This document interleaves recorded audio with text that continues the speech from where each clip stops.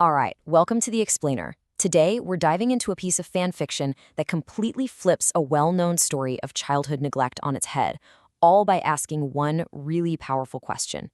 We're going to break down how a single, crucial conversation can transform a whole narrative of resentment into one of actual, genuine healing. So let's jump right in and see how one critical visit from a very unexpected guest completely shatters that original timeline we all know and love, right? This one event sets these characters, who are all so deeply wounded, on a totally different, and maybe, just maybe, a much healthier path. Okay, so our story kicks off 1 year after the Potters' deaths. Severus Snape is standing on the doorstep of what the author actually calls the most overtly normal Muggle house he had ever seen. And look, he's not there for revenge, he's not there to make a scene, he's there because of this deep, painful sense of duty. And this right here is a really fascinating way to frame Snape's motivation. The author tells us he's actually spent the last year helping hunt down his old Death Eater buddies, all driven by this crushing guilt and a super complicated loyalty to his childhood friend Lily. This is not the cold, calculating Snape you might be picturing. This is a man who is absolutely haunted by what he's done. So the door opens, there's this, super tense exchange with a very suspicious Petunia, and then Snape sees Harry. And wow, the second he sees Lily's eyes looking back at him from her son's face, all that composure he's built up, it just shatters, it's gone. I mean, he doesn't just get a little misty-eyed, he completely breaks down, just sobbing, right there on the doorstep. And it's this raw emotion that just completely disarms Petunia. She has no idea what to do. And this is the absolute turning point. Petunia, she kind of pulled him inside, probably to get away from the prying eyes of the neighbors, and he doesn't try to explain it away. He doesn't make excuses. Instead, he hits her with this raw, absolutely shocking confession. He straight up admits his role in her sister's death.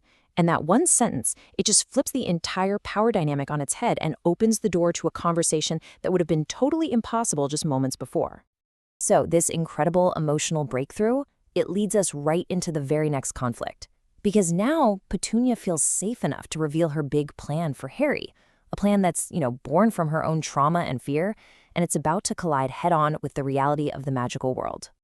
And she lays it all out crystal clear. Harry will never know the truth. He is not going to Hogwarts. She's going to crush any magic that shows up and force him into a normal life. You have to understand, for her, the wizarding world isn't some place of wonder and magic, it's the thing that literally stole her sister from her.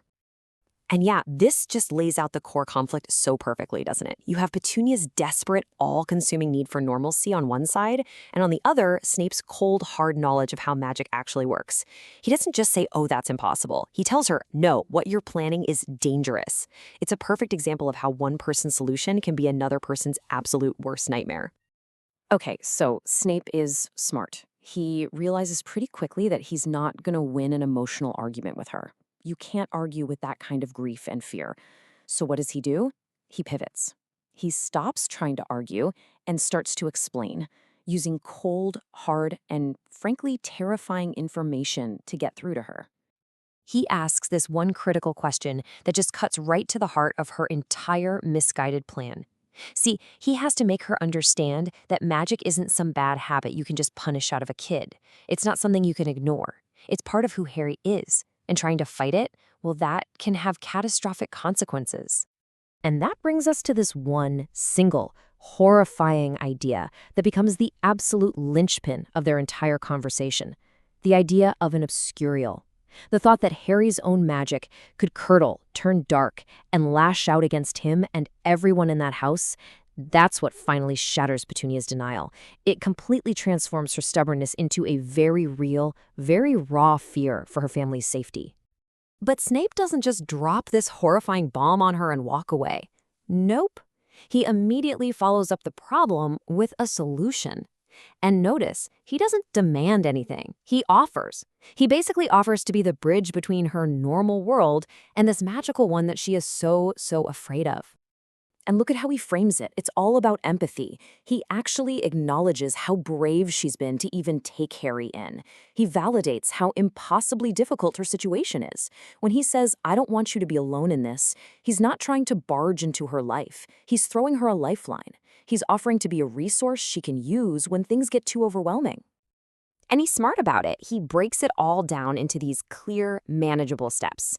First up, he gives her the one thing she's been desperately craving: reassurance. The war is over, the immediate danger is gone. Then he offers to be a resource she can call, but discreetly.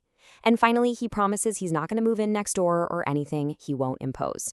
What he's really doing is giving her back a sense of control. He's making her feel safe again.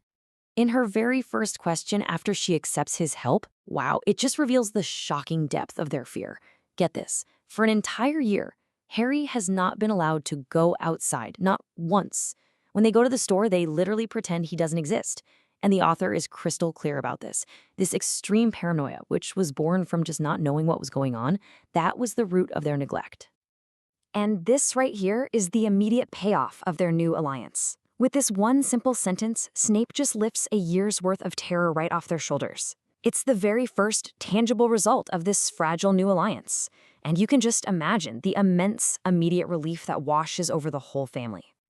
So what's really incredible is how fast this one conversation turns into real positive change.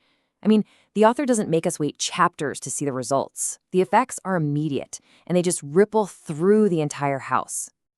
So Petunia actually introduces Harry to Snape, and we get this unbelievably sweet moment. You have this little toddler trying his best to say Severus, and he just cautiously offers his hand. This is the very beginning of a totally new relationship, one that feels warm and gentle, not filled with all that tension and resentment we're used to.